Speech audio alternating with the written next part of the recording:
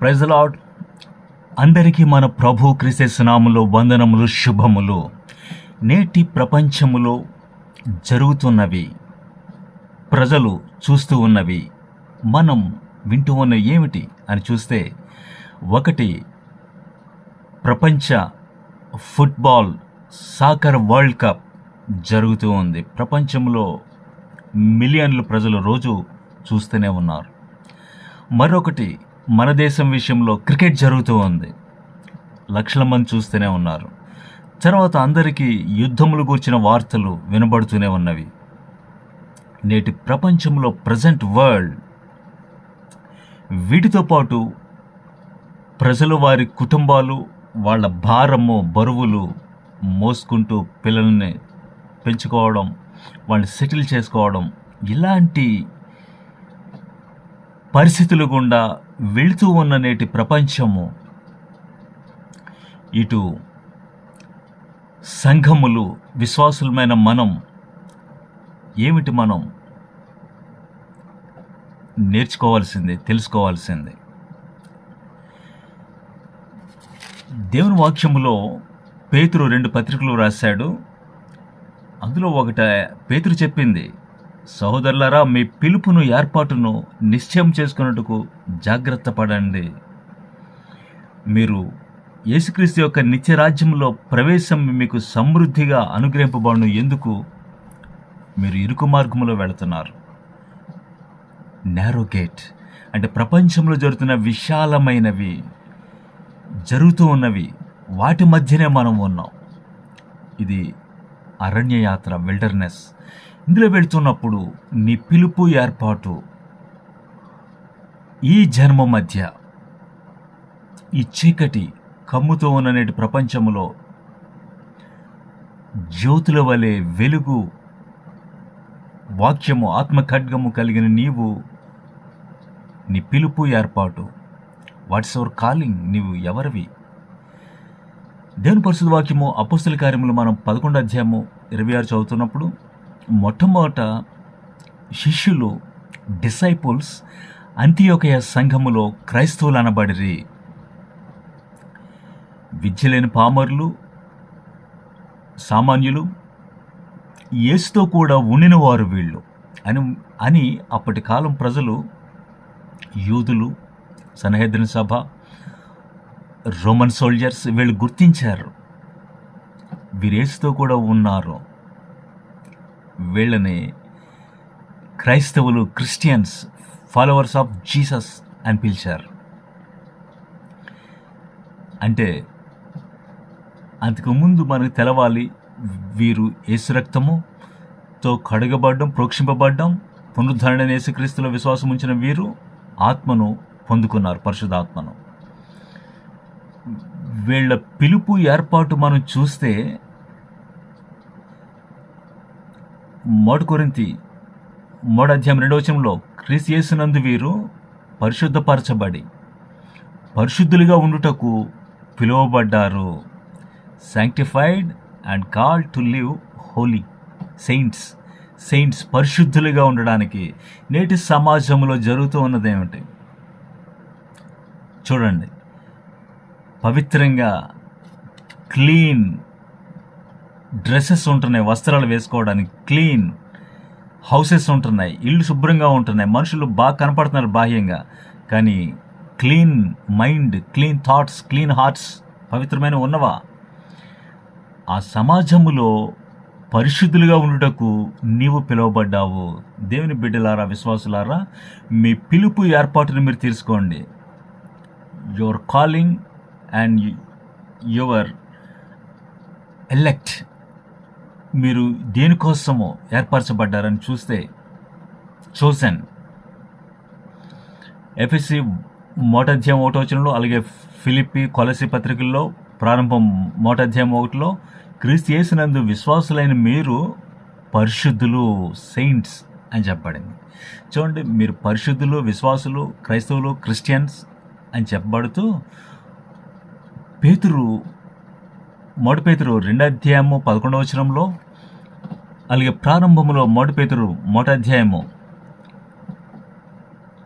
ఏర్పరచబడిన వారికి, యేసు రక్తంలో ప్రోక్షింపబడిన వారికి, ఆత్మచేత పరిశుద్ధపరచబడి పిలువబడిన వారికి అనగా పొంతు, గలతీయ, కప్పొదకియ, ఆసియా, బితునియ అని దేశముల్లో చెదిరిన వారికి, యాత్రికులకు శుభమని చెప్పి. అంటే ఇప్పుడు చెప్పినటువంటి పేర్లు కొన్ని ఉన్నవి కదా, కప్పొదకియ, ఆసియా, బితునియ, గలతి, పొంతు, ఇవి ఇప్పుడున్నటువంటి మోడర్న్ టర్కీ ఈ ప్రాంతానికి సంబంధించినవి.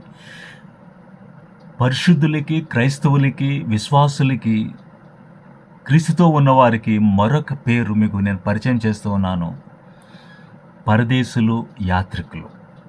ఇదే విషయాన్ని 2:11 మొదటి పేతురు 2:11 కూడా చెప్తూ వచ్చాడు. ప్రియులారా, బిలౌడ్, మీరు పరదేశులను యాత్రికులనై ఉన్నారు గనుక ఆత్మకు విరోధంగా పోరాడు శరీరాశలను విసర్జించి మీరు పరదేశులను యాత్రికులనై ఉన్నారు. ఈరోజు ఈ విషయాన్ని మీకు నేను కొంచెం వివరంగా చెప్పబోతున్నాను, ఎక్స్ప్లెయిన్ చేయబోతున్నాను. పరదేశులు, యాత్రికులు, పిల్గ్రిమ్స్, మీరు సోజర్నర్స్, యాత్రికులు. అంటే అసలు గ్రీక్ భాషలో ఏ పదం ఉపయోగించబడింది? పరేపిదేమోస్ అని గ్రీక్ పదం అర్థము సోజర్నర్స్, తాత్కాలికంగా ఉండేవారు, టెంపరరీ రెసిడెంట్. అంటే అది నీకు పౌరసత్వము, సిటిజన్షిప్ కాదు, కొంతకాలానికే నువ్వు అనుమతించబడ్డావు. Strangers in a foreign land, నీ దేశమే నీకు ఫారిన్ ల్యాండ్, పౌరసత్వం లేదు, నువ్వు కొంతకాలానికి సంబంధించిన వాడివి, సోజర్నర్ అని చెప్పబడింది. ఇది ఆలోచిస్తూ ఉన్నప్పుడు దేవుని పరిశుద్ధ వాక్యములో హెబ్రీయులకు రాసిన పత్రిక 11వ అధ్యాయము 9 నుండి మనం చూస్తే, దేవుడు పిలిచిన పిలుపు, కాలింగ్, ప్రామిస్, వాగ్దానానికి సమాన వారసులైన ఇస్సాకు, యాకోబు, అంతకుముందు అబ్రహాము, ఇస్సాకు, యాకోబులు, వీళ్ళని తీసుకుంటే సమాన వారసులు. వీరికి ఉన్నది వీళ్ళు ముగ్గురుగా కనపడుతున్నారు, కానీ one calling, one faith, one promise, one fulfilment. వీళ్ళు జరిగిందంతా ఒకటే. వీళ్ళు ముగ్గురు, కానీ వీళ్ళు ఒకరి నుంచి ఒకరికి పాస్ అయి ముందుకు వచ్చి వీళ్ళు నడిచింది, వెళ్ళింది ఒకటే అంతా. ఇప్పుడు మనం ఇశ్రాయేలుని చూస్తూ ఉన్నాం. వీరిని మనం మోడల్గా తీసుకుంటే వీళ్ళకి ఆస్తులు ఉన్నవి, గుడారాలు ఉన్నవి, మందులు ఉన్నవి, పనివాళ్ళు ఉన్నారు. కానీ ఏదైతే వీళ్ళకి ప్రామిస్ చేశాడో దేవుడు, మీరు ఉండాలి కనానులో, ఇదే మీకు పాలు తేలిన ప్రపంచ దేశం, ఇక్కడ మీరు ఉంటారు అని చెప్పాడు కదా, అందులో వీళ్ళు గుడారాలు వేసుకున్నారు. అంటే టెంట్, అది పర్మనెంట్ హౌస్ కాదనే ఒకటి మనకి అర్థం చేసుకోవాలి. పక్కా గృహాలు కావవి.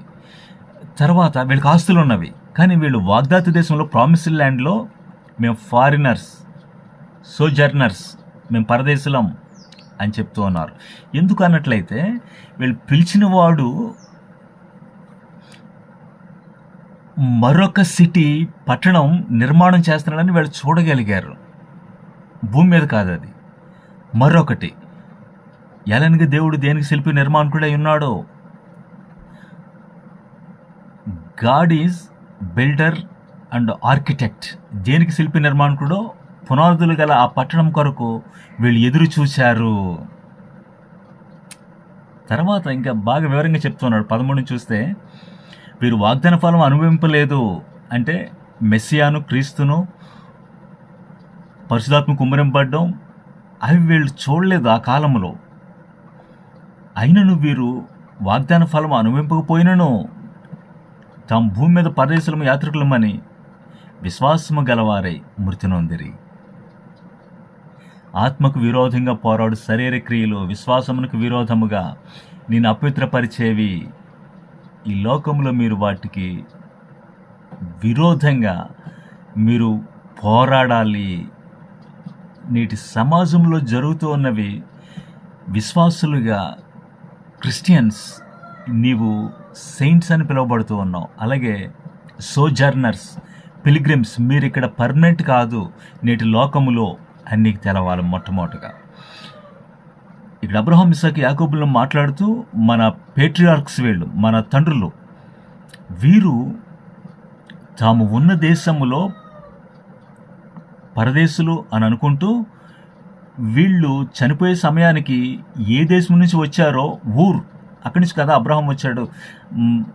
ఆ దేశానికి తిరిగి నేను వెళ్ళిపోవాలి, ఇక్కడ అయిపోయింది నా పని, తిరిగి వెళ్ళిపోవాలి అని ఆ దేశాన్ని గుర్తుపెట్టుకోలేదంట.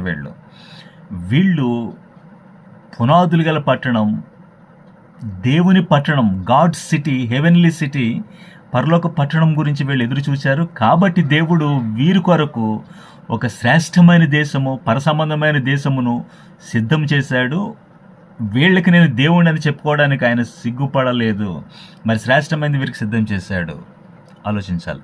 మీలో ఎవరైనా వేరే దేశానికి వెళితే అక్కడ మీకు తెలుసు కొంతకాలం మేము ఉంటాం ఇక్కడ, తర్వాత మా సొంత దేశానికి వెళ్ళిపోతామని. ఈ అబ్రహాం, ఇస్సాకు, యాకోబులు వీళ్ళు అలాగా ఆలోచించలేదు. వీళ్ళు ఉంటున్న దేశం వీళ్ళకి ఇచ్చేసాడు, ప్రామిస్ ల్యాండ్, ఇక్కడే మీరు ఉంటారని. ఖచ్చితంగా వీళ్ళకి తెలిసిపోయింది. ప్రిసైజ్డ్, యాక్యురేట్ ప్లేస్ అక్కడ ఉండాలి వీళ్ళు. కానీ అక్కడ వీళ్ళు అంతకుముందు వచ్చేసిన కల్దీల దేశం, అవి కూడా వెనక్కి వాళ్ళు ఆలోచించడం లేదు. ఒకరోజు అక్కడికి వెళ్ళిపోతాం కదని. పోనీ ఎక్కడికైతే పిలిచాడో కనాను, ఇదే మాది అనుకోవటం లేదు వాళ్ళు. అయితే మరి శ్రేష్టమైంది వెతికారు. అదే పరదేశులు చేయాల్సిన పని, యాత్రికులు. నీవు యాత్రికుడు, పరదేశివి. ఎక్కడ? నేటి ప్రపంచంలో, ఈ భూమి మీద.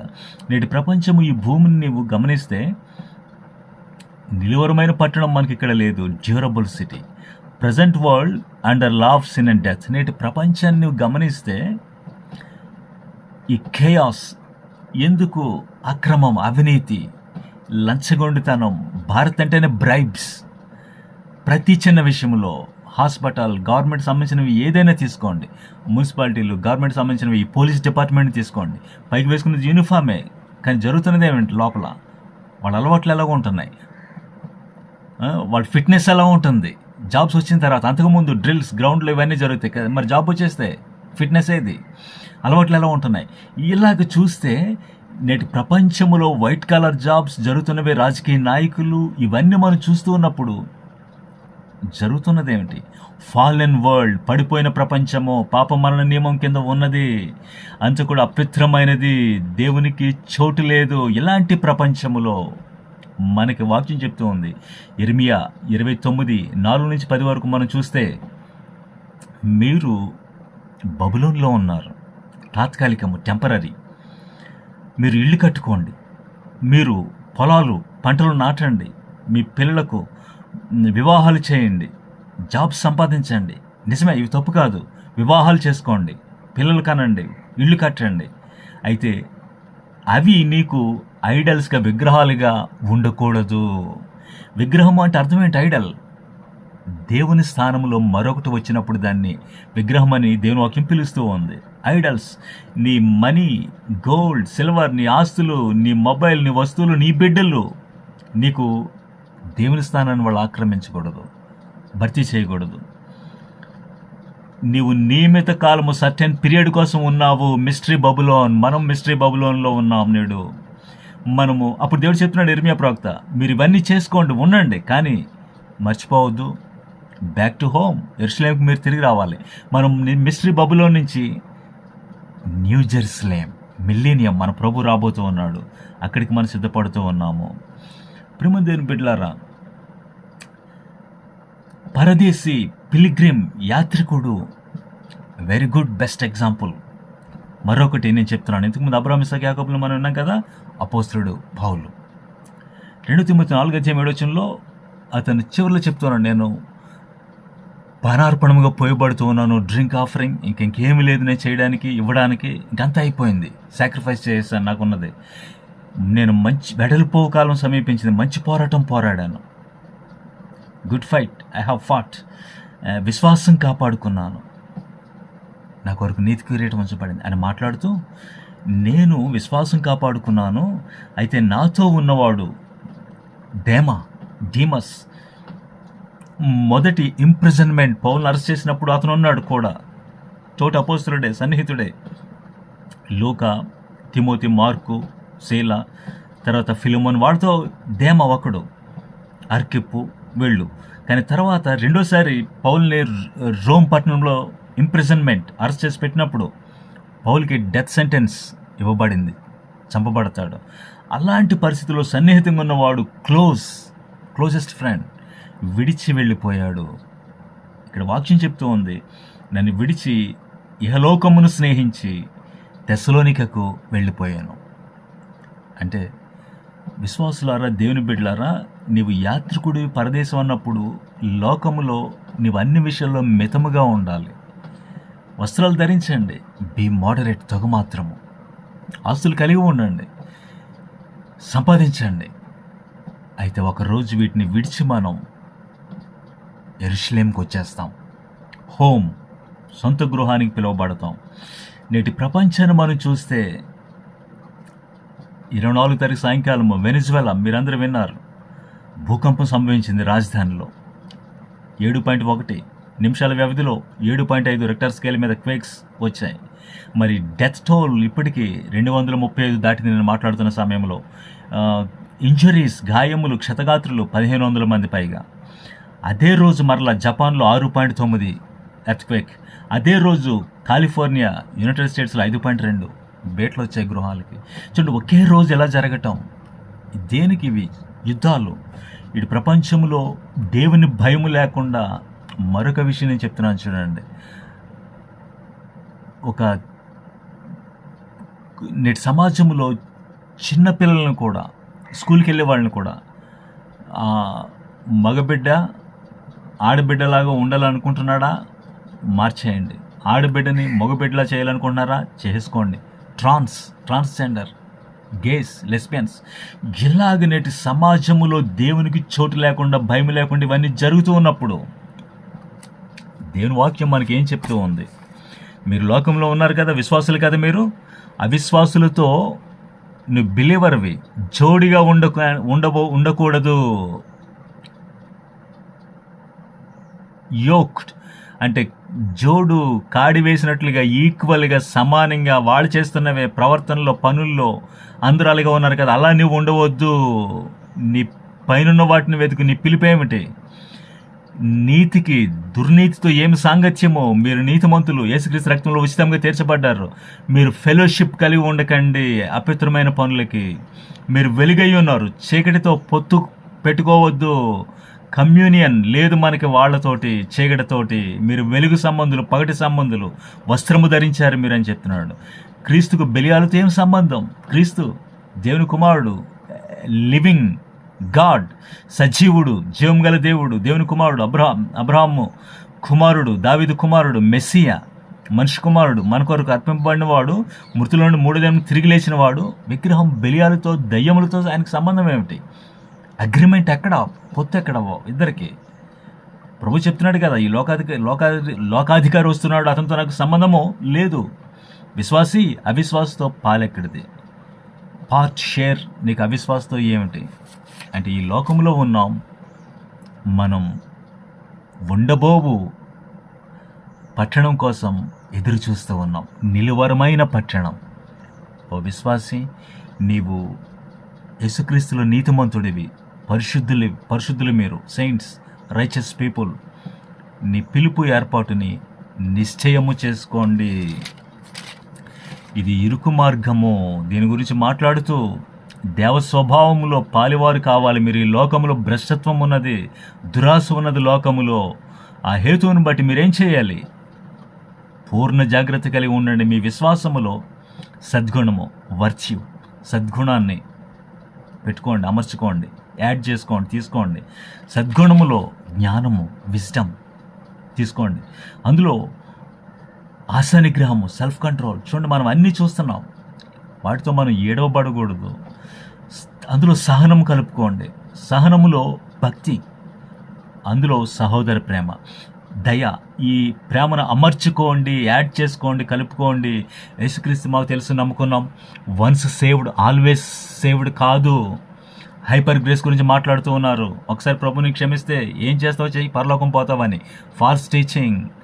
ప్రజలలో అబద్ధ బోధకులు ఉంటారు, ఎందుకంటే పూర్వం ప్రజల్లో అబద్ధ ప్రవక్తలు ఉన్నారు, ఇప్పుడు అబద్ధ బోధకులు ఉంటారు. ఎలా గుర్తిస్తాం? వీళ్ళు క్రీస్తుని విడిచిపెట్టేస్తారు, వీళ్ళకి ఆ ఫ్రూట్ ఫలములు లేవు. వీరు నాశనకరమైన భిన్నాభిప్రాయములు, వారి కడుపే వారి దేవుడు. వీరు సిలువను గురించి మాట్లాడరు. గుర్తించండి, సిలువ వేయబడిన జీవితం. వీళ్ళు లాభాల కోసం అలాంటి వచనాలని, ప్యాసేజీని తీసుకుని మాట్లాడుతూ ఉంటారు. యేసుక్రీస్తు అద్భుతాలు చేస్తాడు, స్వస్థపరుస్తాడు. అయితే వాటిని మేము మార్కెట్లో బిజినెస్గా చేయటం లేదు. రండి ఆయన చేస్తాడని పిలవటం లేదు. ఎందుకంటే ప్రతి ఒక్కడు కొత్త నిబంధనలో నీవు రాజులైన యాజక సమూహం మెల్కీసెదెకు వలె నీ మట్టుకు నీవు మోకరించి ప్రార్థించి కుటుంబ ఆరాధనలో దేవుడు నీకు అవి అద్భుతాలు చేస్తాడు, స్వస్థపరుస్తాడు, సూచక్రియలు చేస్తాడు. ప్రేమ దేవుని పిల్లలారా, వెనిజువలా గురించి చూస్తే ఇంత ఘోరంగా ప్రజలు వందలు కాదు వేల మందికి వెళ్తుందని చెప్తున్నారు. శిథిలాల్లో, ఆ రూయిన్స్, రబుల్స్లో పడి ఉన్నారు. తమ ప్రియమైన వారికి ఏమైందని వేరే దేశంలో ఉన్న ప్రజలకి ఫోన్ కాల్స్ లేవు, తెలియట్లేదు. ఒకప్పుడు వెనిజువలా ప్రపంచంలో 6 సార్లు 6 టైమ్స్ మిస్ వరల్డ్ వాళ్ళు గెలిచారు. అలాంటి ప్రజలు, సుందరమైన పట్టణం, చూడడానికి చక్కని ప్రజలు గల దక్షిణ అమెరికాలో మంచి పట్టణం. కానీ ఈరోజు ఎలా ఉంది? శిథిలాల్లో లేదా? చూడండి, ఒకదాని వెంట ఒకటి జరగటం లేదా? ఇరాన్ పీస్ డీల్ చూస్తే ఇరాన్, మిడిల్ ఈస్ట్లో ఇంక యుద్ధం ఆగిపోలేదు. యునైటెడ్ స్టేట్స్ హర్ముజ్ జలసంధిని వీటిని ఓపెన్ చేయలేక యుద్ధములో గెలిచారా ఓడిపోయిందా యునైటెడ్ స్టేట్స్ తెలియదు. కాబట్టి శాంతి ఒప్పందం కోసం వచ్చింది, ఇజ్రాయెల్ను సంప్రదించకుండా, ఇజ్రాయెల్ని కాదని. ఇజ్రాయెల్, యునైటెడ్ స్టేట్స్ యుద్ధం ప్రారంభించారు. కానీ ఇజ్రాయెల్ ఆలోచన, సంప్రదింపులు లేకుండానే సొంతంగా వీళ్ళు అమెరికా, ఇరాన్తో శాంతి ఒప్పందం. దీనికి మధ్యవర్తులు పాకిస్తాన్, ఖతార్, ఈజిప్ట్. అయితే ఇజ్రాయెల్ వీటిని అంగీకరించడం లేదు. అంటే ఇప్పుడు యునైటెడ్ స్టేట్స్ మాట్లాడుతుంది, ఇప్పటిదాకా స్నేహంగా ఉన్న యుఎస్ ఇజ్రాయెల్తో ఇంతవరకు మేమే కాపాడాం, మా సహాయం వల్లే మీరు ఎంత యుద్ధాలు చేశారు, మా ఆయుధాలు, మా డబ్బు మీరు ఉపయోగించుకున్నారు, ఇప్పుడు మా మాట వినరా మీరు? చూడండి, ఇజ్రాయెల్ను ఒంటరి చేస్తూ ఉన్నారు. ఇవి ఆలోచిస్తూ ఉన్నప్పుడు God's time line, God's time piece clicking ప్రారంభమైంది. మెస్సియా రావడానికి ప్రపంచం రెడీ అవుతూ ఉన్నది. ఈ వింటూ ఉన్న నీవు నిన్ను, నీ కుటుంబాన్ని చక్కపరుచుకో, రక్షణలోనికి తీసుకో, విశ్వాసంలోనికి తీసుకొని రా. నేటి ప్రపంచము నీకు తెలవాలి.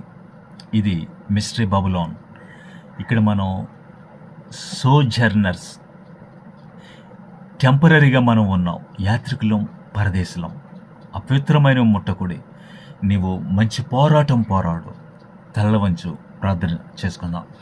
కనికర సంపన్నుల, జీవం గల దేవా, నీ మాటలు, ఆలోచనలు వింటున్న నీ బిడ్డలకు నేను తీసుకొని వచ్చాను.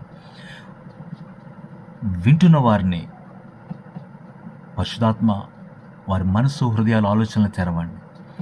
వారి కుటుంబాల్లో వారి బిడ్డలు, వారికి సంబంధించిన మనుషులందరూ వెలిగించబడాలి, ఆత్మచేత నింపబడాలి. వారు పరదేశులని తెలుసుకొని, యాత్రికులని తెలుసుకొని నీ కొరకు వాళ్ళు మంచి పోరాటం పోరాడుతూ ఈ లోకములోది అపవిత్రమైన ముట్టకుండా నీ కొరకు వాళ్ళు, అబ్రాహాము, ఇస్సాకు, యాకోబులు, పౌలుని మేము చూస్తూ ఉన్నాం. వాళ్ళు ఏ విధంగా విశ్వాసాన్ని కాపాడుకుని వెళ్ళారో ఆ విధంగా నీ బిడ్డలను సిద్ధం చేయండి.